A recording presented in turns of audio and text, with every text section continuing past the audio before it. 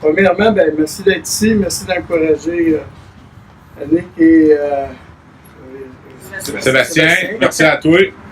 C'est sûr que pour nous, ce commerce-là est un commerce important. Ça a une force économique chez nous à Saint-Eustache.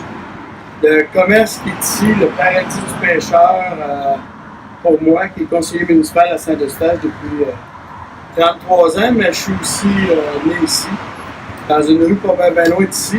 Et ce commerce-là a commencé à côté de chez moi, dans une rue, 65e avenue.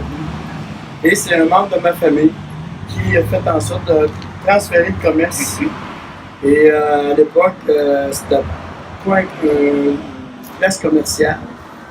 Et on a fait en sorte que le zonage change pour que ça soit commercial, pour qu'il y ait vraiment en bonne forme. Et on peut vous dire que c'est un commerce important pour notre quartier. Ici, ça s'appelle le quartier des îles. Pas des îles, parce qu'on a 2 îles qui sont habitées par des gens, des citoyens, tout ça. Et aussi, la rivière, pour nous, c'est un élément bien important à Saint-Eustache. Et le commerce ici, le commerce paradis du pêcheur, fait en sorte que ça amplifie le milieu économique de notre quartier, de notre ville. Et c'est triste, les mesures qui sont appliquées. Moi, personnellement, je pense que c'est dans des lacs contrôlés, oui. Mais dans une rivière ici, qui est même le fleuve, je pense que ça n'a pas raison d'être, cette mesure-là, comme telle. Et le conseil de ville, que je représente, a voté unanimement pour faire en sorte qu'il y ait une mesure, que le gouvernement change d'avis et d'opinion sur leurs mesures à eux.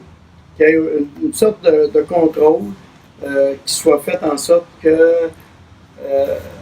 les gens, et j'en suis je suis un amateur de pêche blanche l'hiver, et c'est un plaisir aussi important que le skidoo à travers le Québec, qui met beaucoup d'efforts et d'énergie pour que ce commerce-là soit florissant, parce qu'on sait que ça amène des gens.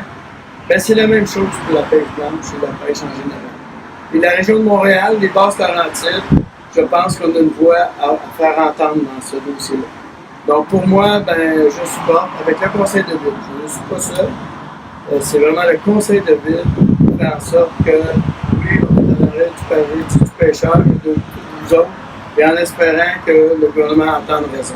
Merci beaucoup. Merci beaucoup.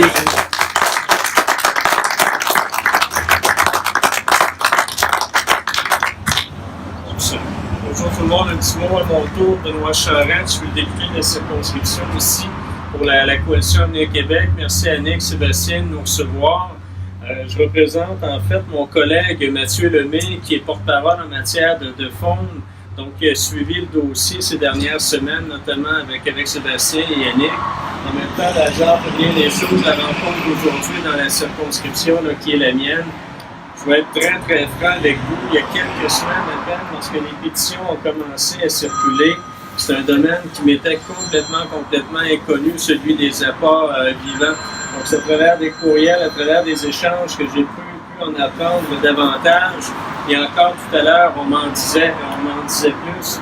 La mesure qui est proposée par le gouvernement du Québec actuellement n'est pas appliquée, que ce soit dans les autres provinces canadiennes, que ce soit dans les États américains.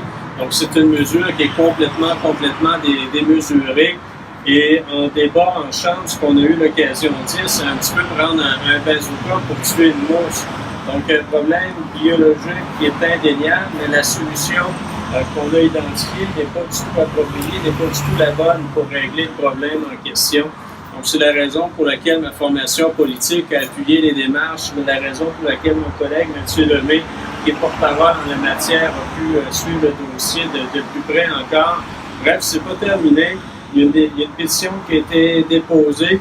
Là, on m'informait malheureusement que la commission parlementaire, qui est contrôlée par les libéraux, a refusé de donner un suivi à cette pétition-là comme telle. Mais il y a encore des échanges avec le ministre et nous, on sera là pour faire les rappels. Chose certaine, la mesure qui est proposée, elle est nettement exagérée.